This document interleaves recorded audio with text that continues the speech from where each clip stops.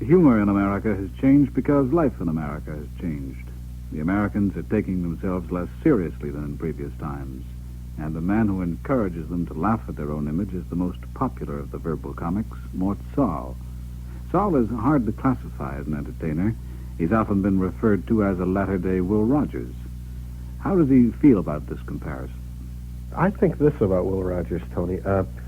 Some people who saw a symposium in the New York Times Magazine a couple of months ago on comedy. I was in it, and Steve Allen, and Al Capp, and Jerry Lewis, and James Thurber. And James Thurber said some very pertinent things about Will Rogers, pointing out that he never really criticized the people in government so much as he was a colleague of theirs and a friend of theirs. He was on their level, so it wasn't exactly what Thurber felt was penetrating satire. I've often reminded people that Rogers was quite bigoted racially, and the general answer, more times than not, is that people point out to me that that's the kind of an era it was, which is a pretty easy answer. So, this is not the time of the Tartar hordes. This was just a few years ago. I think that generally speaking, it was overrated, but I don't stress that with people much, because I never have in a public interview, because the people who say it to me mean it as an accolade, and I wouldn't want to confuse them and step on them. I want to show gratitude for the comparison. But I'm not that impressed with Rogers.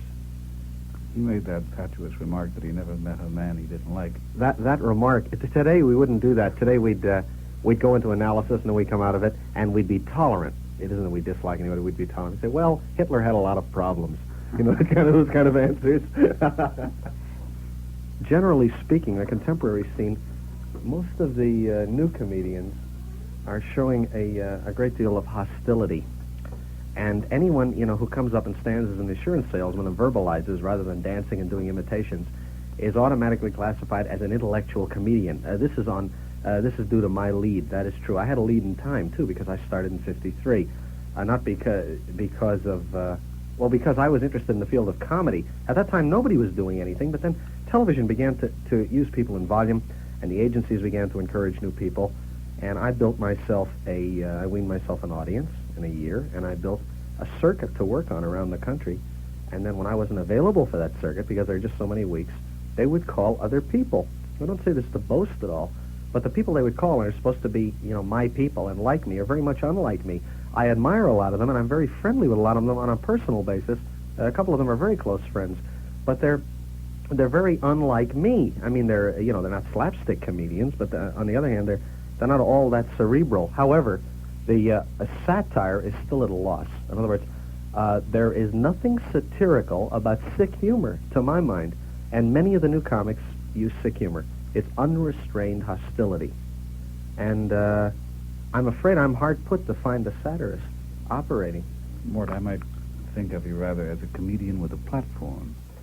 Well, anybody who gets a rostrum in front of an audience and gets attention that even a teacher can't get has a responsibility really to occupy the audience with something, besides nonsense syllables.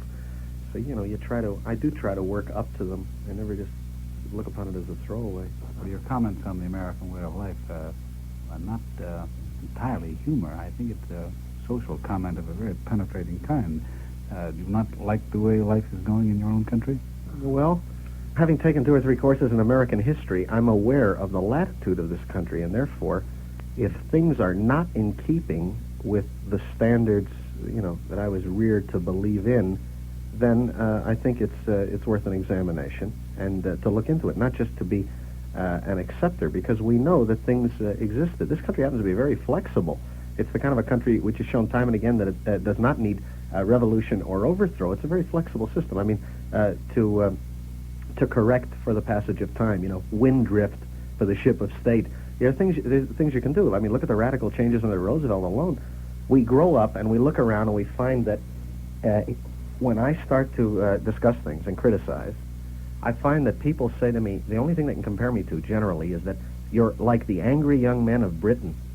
So Britain, which we have thought of in this country generally, antiquarian, the last of the states which will have royalty, in a changing world and all that, has the symbol of rebellion, and the United States seems, with the turning of a head, it would seem, has taken over the white suit and the colonialism.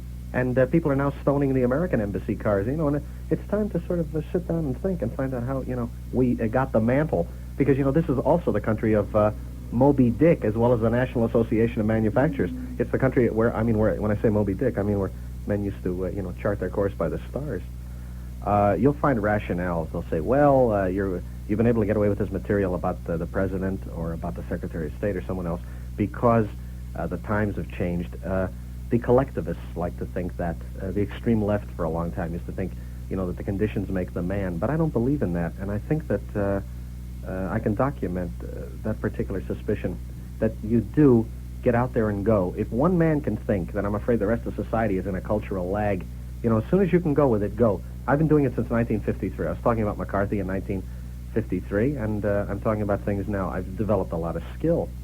And I'm afraid, you know, I want to make it clear that it isn't suppression in America so much as an apathy in the wake of suppression. That if you step on enough people who are influential, eventually there will be a race of eunuchs under them. That's the problem. The thing is with political commentary, the people in Europe have a much healthier view toward politics, and the kind of thing that I would like to think I have. I mean, in this country, people are either unconscious altogether. You know, they say, well, I don't know a thing about politics. Either that, or they're in it so much that it's a profession, you know, being a professional liberal or something else. I hate to see that. I mean, over there, people just realize that their fate does hang with who the prime minister is and whether or not they're going to go back in the army. Those are the stakes. You don't find that here. Here, people think they're committing themselves if they pick up a newspaper. And that's unfortunate because, you know, I'm a human being and I'm interested, you know, in a lot of the craven things like, you know, sports cars and girls and high-fidelity systems, and I don't, you know, craven taste. But, you know, people they think that, you know, I sit around and worry about the Rivers and Harbors bill all day.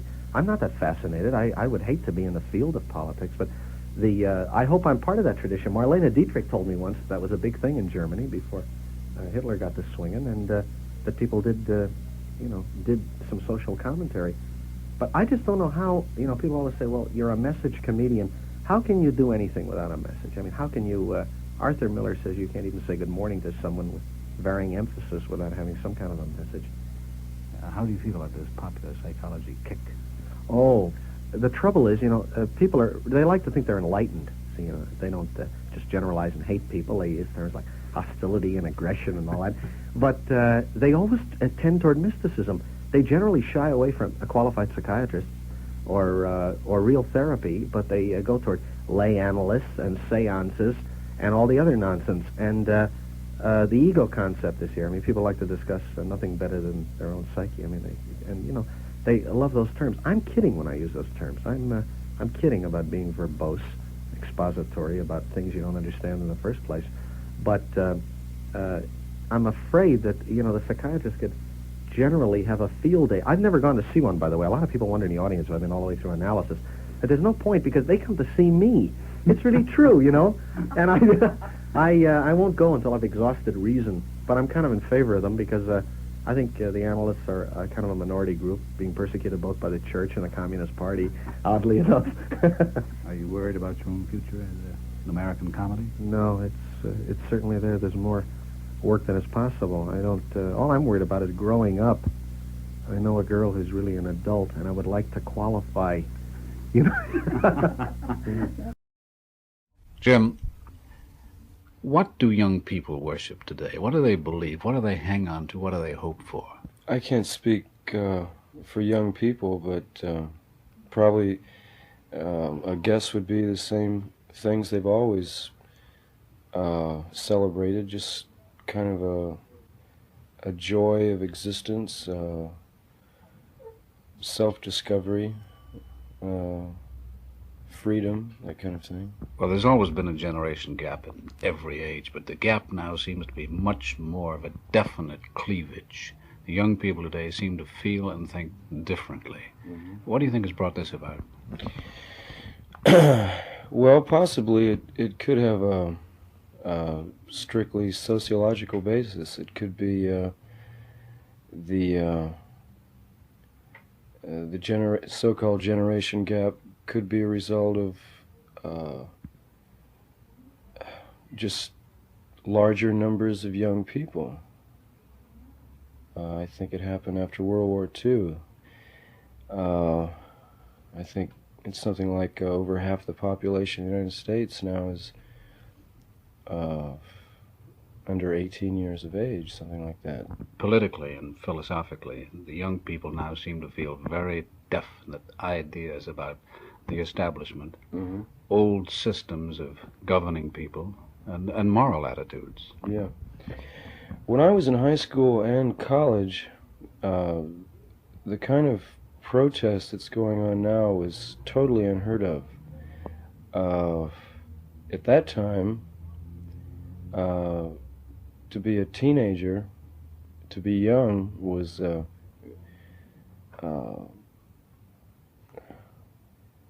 really nothing. It was kind of a limbo state. And I think it's amazing, just in the last 5 years, what's happened is young people have become increasingly aware of the power and the influence that they have as a group. It's really amazing. Does it surprise you that there is so much revolt on the campuses of this country against Washington and its policies? It really surprises me because, as I said before, when I was growing up and when I was in school, it was that was totally unheard of. You know, students really had no power. But if you look back in history, it seems to bear out the fact that every revolution has started with students and spread to workers, and I'm not predicting there's going to be a drastic turnover in this country, but all the indications are there. Life does seem to become more and more involved and complex. You know, we're becoming computerized and dehumanized in that process. That bugs me. I wonder how it bothers you and your generation. But there does seem to be a trend toward a return to a kind of primitive outlook on life, a more tribal attitude, and I think it's a natural reaction to industrialization, but unfortunately, I think it's kind of naive, because I think the future is going to become increasingly mechanized, computerized, as you call it, and I don't think there's any turning back. It's just figuring out a way to survive and thrive in that kind of society. I don't think there's any chance of going back. And look at it this way too: the hippie lifestyle is really a middle class phenomena, and it could not exist in any other society except ours, where there's such an incredible surfeit of goods, products, and leisure time. I think that's the reason for it, because the generations immediately preceding ours had world wars and depressions to contend with, and for the last 10 or 15 years in this country, it's there's time enough and there's money enough to live a kind of a flagrant, outrageous lifestyle, which was impossible before. Jim, there's a line in your book of poems which reads, "The cleavage of men into actor and spectators is the central fact of our time." Well, I think that's undeniable, but I wonder, hasn't it always been that way with society? I suppose it has, but it's with mass media and all today, it becomes more immediately apparent. I think what I was concerned with in that book was the fact that most people feel completely void and helpless in controlling their own destinies, or controlling the destiny of human life. And I think it's sad. More people should be involved rather than designating all these powers to a few individuals. I think the the average person, whatever that is, should be a part of it somehow. And I think everyone feels that events are just going on without their knowledge or control. I think it's one of the tragedies of our time. I suppose it has always been that way, but now it's just become so obvious, you know. Decisions are made for you in which you have no part of at all.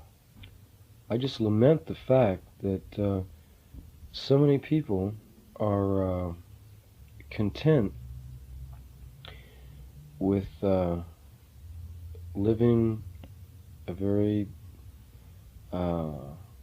quiet, well-mannered, orderly life when so many obvious injustices, I guess, are going on, and they just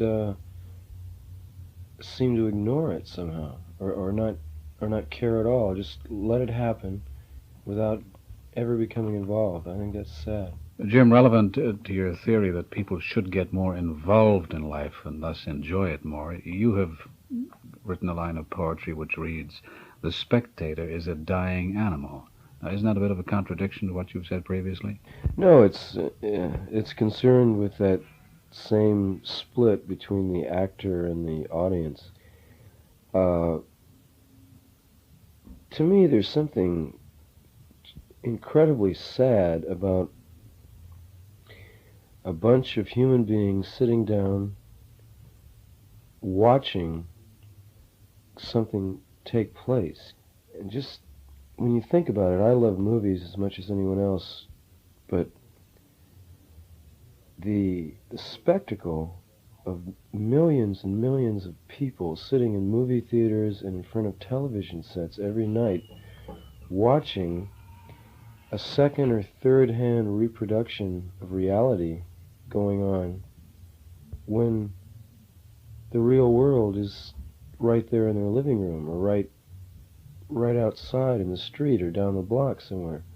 I think it's a tool to somnambulize or hypnotize people into a kind of waking sleep. But I think the major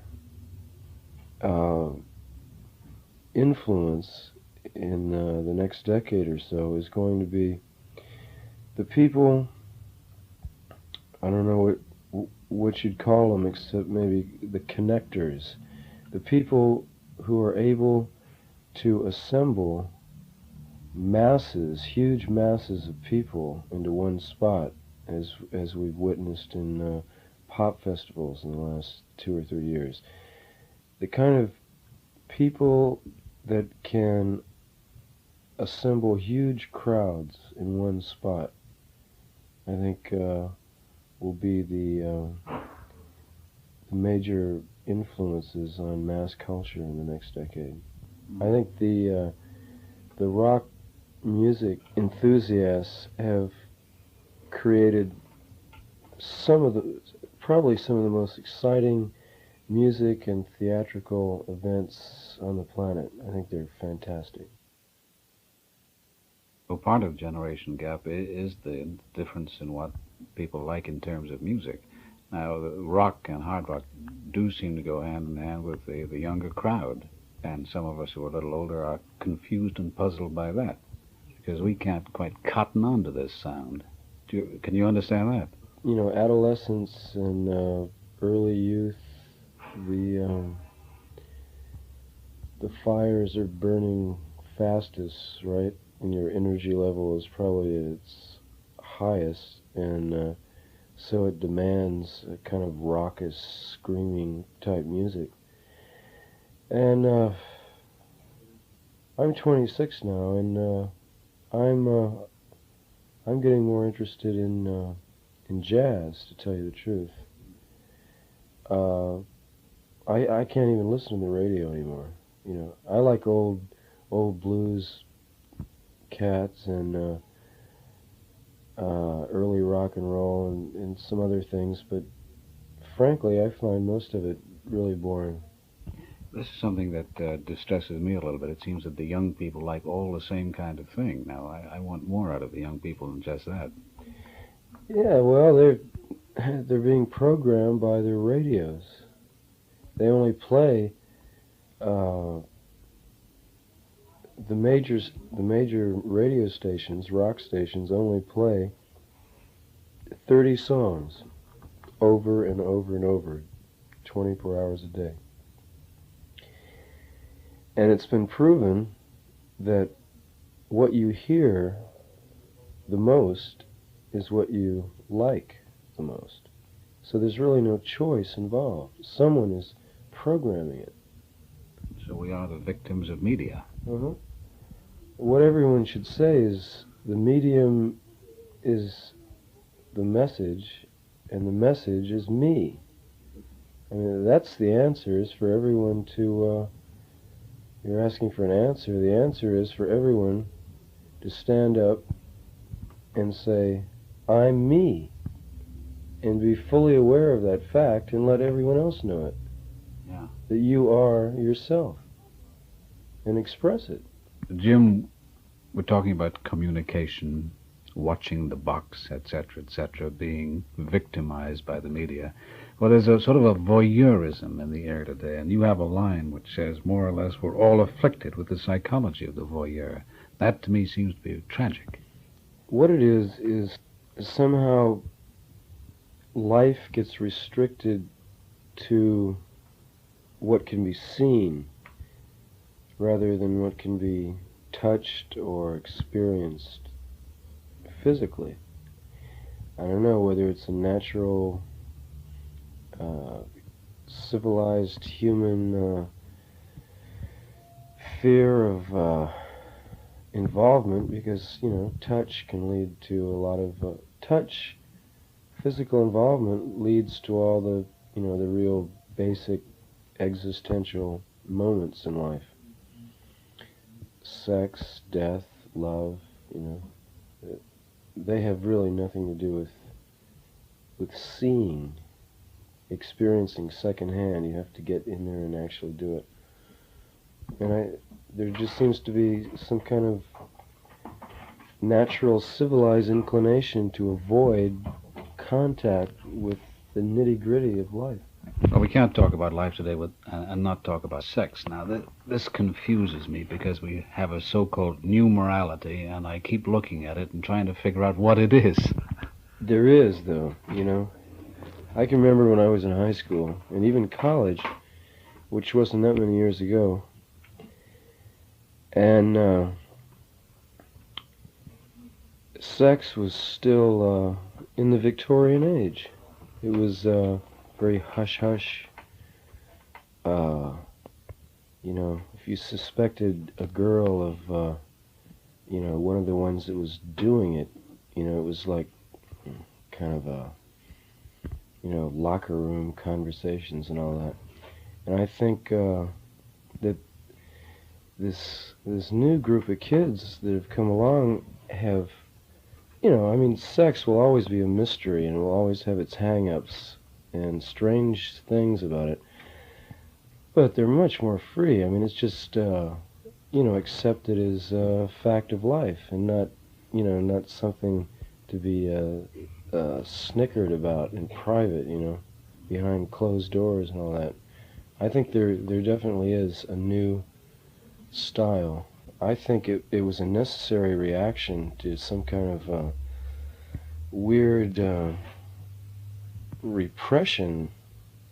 I don't know how it started, you know, or when, but it was totally unnatural. And I think that is one aspect of the new thing that is happening that is completely beneficial. The repression of sexual energy has always been the grandest tool of a totalitarian system.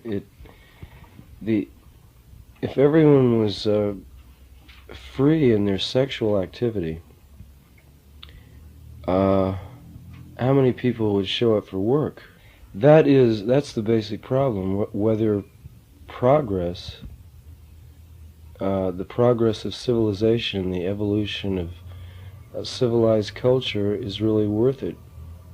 And there have been some amazing accomplishments, beautiful accomplishments, but the question is it worth it? Is it worth the repression?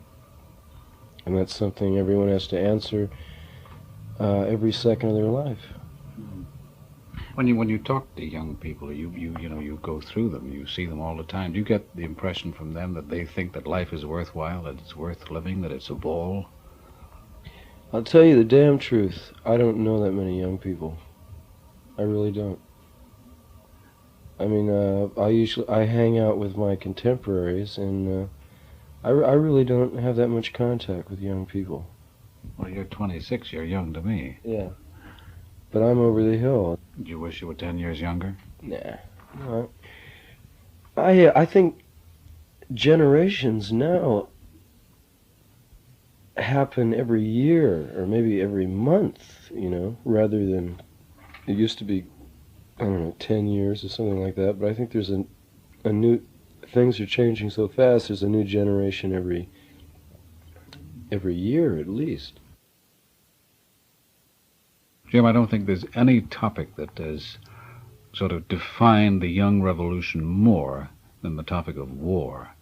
I don't know anyone who's really in favor of war, but today we seem to have an entire young generation absolutely opposed to the very idea of it. And probably because they're the ones that always fight the wars. They're the human fodder for the war machine. And there just seems to be no way around it. There's just no cause. I'm sure I'm sure that the whole basis of the war going on now is economic, and I think young people just got tired of being grist for the mill. But it's a funny thing. From the comfortable position of your TV set in your living room, war is a very no matter how horrible, it's the horror, it makes it very glamorous, It's a great drama, life and death right there, a struggle. And we're all infected from youth, with little kids running around playing war and playing cowboys and Indians or whatever. It's somehow it's just ingrained in you from the beginning that there's something heroic, proving yourself in battle and all that kind of thing. The very hero concept seems to have changed in these past few years, doesn't it? No heroes have come out of this present conflict. It's very strange. There's no support for it, hardly even in the press, And the young people no longer worship warriors the way we used to. Right. Somewhere in you have to entertain these utopian concepts that life could work without all that struggle. Probably not, but something in us always entertains the fantasy that the world could run without war. Well, society has always needed, apparently, to worship heroes. Now, where are young people today looking for heroes? What type heroes? I think the new heroes will probably be political activists. In the 20s, it was sports figures. 30s and 40s, it was movie stars and World War II aces and all that kind of thing. And then the music figures became the heroes. I think the next heroes will probably be a more intellectual sort, political activists and perhaps scientists and computer experts, people like that. People that that have an understanding, an intellectual awareness, and a knowledge of how things run, how modern society runs, and they'll probably be the new heroes.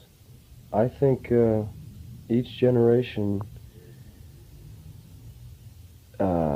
supersedes the last one in intelligence and awareness, and I think there's been a giant step recently. The young people that I've seen in my travels around, while they're very young and naive in a lot of ways, I think they have an incredible intelligence and awareness of events that far surpasses the people I grew up with. I think, I like to be pessimistic, but I think from what I've seen, they're far better equipped to handle what's coming. Well, they'll have to be. Jim, in talking about life today, we have the business of the sexual relationship, the relationship between men and women, and we all wonder how much it has changed, the role of the man in modern life and the woman in modern life. We even have a horrible thing called unisex, which terrifies me. Do you think there's much of a difference in the style of life affecting the man-woman relationship today? Well, when you look at history, it seems to be cyclical. There have been many periods in history where women were the major controlling influence in life. Matriarchal societies and all that kind of thing. And I think women are becoming increasingly important. I mean, it's a ridiculous thing to try and talk about, in such simple terms, but I think the influence of women is becoming more and more felt. I'm not sure I can expand on that, but I think you know what I mean. I think, the unisex trip is really a cop-out. What's happening is life is becoming more and more feminized. Really? I think so. That the male is now less masculine because he has no need to be very masculine. Yeah, that's true. And there's no frontier to conquer, and hunting and fishing and all that. It's not a basic survival thing, and I think life is becoming increasingly feminized. And softer for man. Mm-hmm. Do you think that's good? Sure. Why? Well, I think women have it all over men, really. I really think they have the right idea. Which is what? Well, less inclination toward intellectualizing things and the need for formalizing and idealizing life and just simply accepting it and living it. We tend to think of women as being starry-eyed and romantic, but if you think about it, most of the romanticizers and the idealists are men. Very true. Do you think that will change? Yeah, I think it's cyclical, but I think in a highly complex and industrialized system which we're engaged in, machines take the place of an earnest day-to-day tackling of survival, and when that disappears, then you get increased feminization. Well, you're a student of the cinema. You've studied cinema at UCLA, and one of the things that you've written about the cinema is this: it is wrong to assume, as some have done, that cinema belongs to women. Cinema is created by men for the consolation of men. Would you enlarge upon that? Well, who makes all the films? Who runs the projection booth? It's that masculine desire to dominate life rather than just accepting it and flowing with it. And I think that is responsible for the creation of films and a lot of other things. Well, men are dominant in the arts, aren't they? As writers, composers, actors, almost everything. Yeah, there are very few female artists. You think they're wise to keep out of it? Well,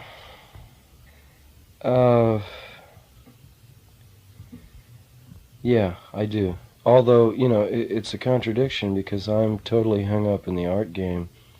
But I think, women have less need to reestablish a connection with life because they are life.